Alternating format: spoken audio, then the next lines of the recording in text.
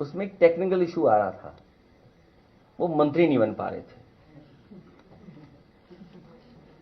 उनको ये कह के टाला जा रहा था कि अभी आप समाजवादी पार्टी के हैं और अगर आप मंत्री बनाए जाएंगे तो आपको अपनी सदस्यता छोड़नी पड़ेगी, चुनाव दोबारा होगा, बाई इलेक्शन होगा। तो आप समझिए उनका टेक्निकल इशू मैंने खत्म कर दिया, अब वो मंत्री बन सकते हैं। अब आप पूछोगे कि 3 निकाले और क्यों नहीं निकाले? मंत्री सबको बनना था, सबको आश्वासन था, पैकेज क्या मिला उस पर मैं चर्चा नहीं करना चाहता हूं। किसी के नाम में ही पैकेज हो तो सोचो कितना पैकेज देगा। सेठ, जो सेठ हो उस पर कुछ भी हो सकता है, तो पैकेज नाम में ही पैकेज है तो सोचो कितना बड़ा पैकेज मिल सकता है किसी को। तो जो टेक्निकल इशू था वो रिजॉल्व किया है कि अब मंत्री बन सकते हैं। जब ये 3 मंत्री बन जाएंगे तो बाकियों का भी टेक्निकल वो हम रिजॉल्व कर देंगे। तो ये मंत्री बनने के लिए मैंने उन्हें पार्टी से निकाला है, हम सबने तय करके। हमारी राय है, सब लोगों की राय बनी कि इन्हें मंत्री बनने दिया जाए, इसलिए हम लोग निकाल दिया। अब बीजेपी की जिम्मेदारी है कि इन्हें जल्दी मंत्री बनाए तो बाकी लोगों को हम भी हटा दें तो वो भी मंत्री बन जाए। आप समझ गए टेक्निकल। धन्यवाद।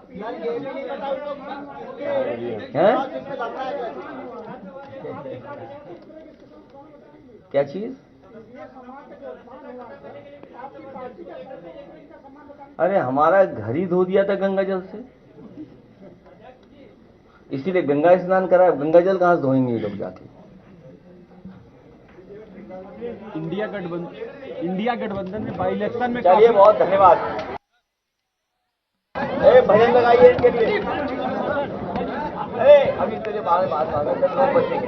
आइए बोल जाइए, हटाइए कैमरा, इधर आइए, आइए आगे आइए, आगे आइए आगे। यही डर है उनको, इसीलिए जब वोट डालने की सूची बनती है किन किन अधिकारियों की पोस्टिंग होगी, पीडीए नहीं होगा उसमें। आप अयोध्या का एक एग्जाम्पलरी केस है, आप पढ़िए ना, देखिए। राइट फ्रॉम जहां से बोर्ड पढ़ने से लेकर आखिरी तक किसको कहां पोस्टिंग होनी है, किसको क्या टारगेट फिक्स है, किसको कितना वोट देना है, कौन सा मंत्री किस बूथ पर रहेगा। मंत्री का आदमी पकड़ा गया, कितने हजार लोग बाहर से आए। वृंदावन में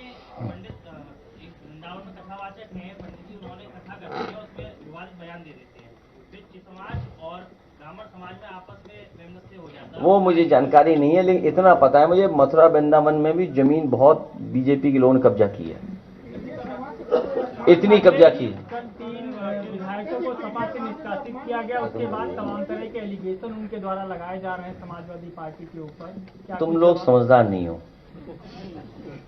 वो अरे रुक जाओ ना, 1 मिनट रुक जाओ ना, यहीं खत्म कर देंगे आखिरी यहीं पर। उसमें एक टेक्निकल इशू आ रहा था, वो मंत्री नहीं बन पा रहे थे।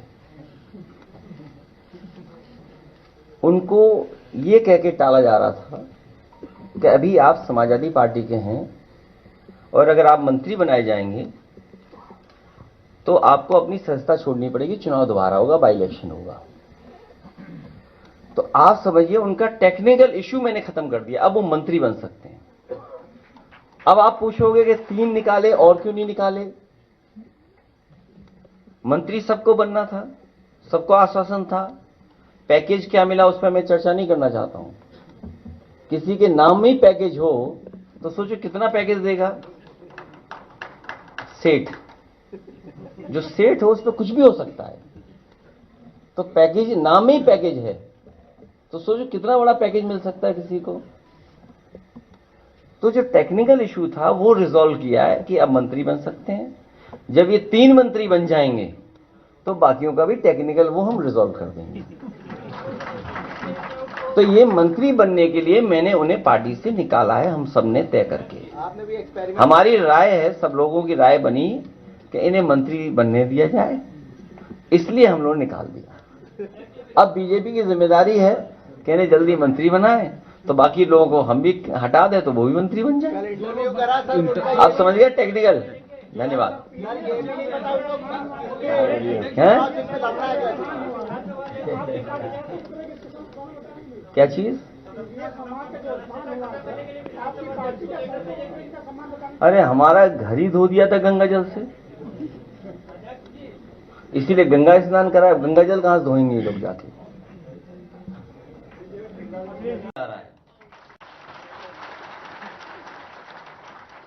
यही डर है उनको। इसीलिए जब वोट डालने की सूची बनती है किन किन अधिकारियों की पोस्टिंग होगी, पीडीए नहीं होगा उसमें। आप अयोध्या का एक एग्जाम्पलरी केस है, आप पढ़िए ना, देखिए। राइट फ्रॉम जहां से बोर्ड पढ़ने से लेकर आखिरी तक किसको कहां पोस्टिंग होनी है, किसको क्या टारगेट फिक्स है, किसको कितना वोट देना है, कौन सा मंत्री किस बूथ पर रहेगा। मंत्री का आदमी पकड़ा गया, कितने हजार लोग बाहर से आए। अखिलेश जी, वृंदावन में कथावाचक हैं पंडित जी, उन्होंने कथा करती है, उसमें विवादित बयान दे देते हैं, फिर चित्रगुप्त समाज और ब्राह्मण समाज में आपस में वैमनस्य हो जाता है। वो मुझे जानकारी नहीं है, लेकिन इतना पता है मुझे, मथुरा वृंदावन में भी जमीन बहुत